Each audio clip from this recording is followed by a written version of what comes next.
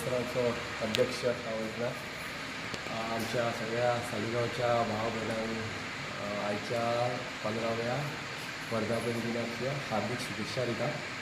ह्या वर्धापन दिनाच्या निमित्तान जी कार्यावळ जाता ती फाल्यां आमचो आयज आमची पालखी जाली.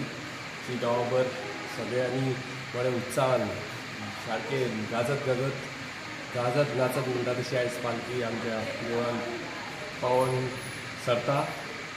फाल्यां हांगासर महाप्रसाद आसतलो.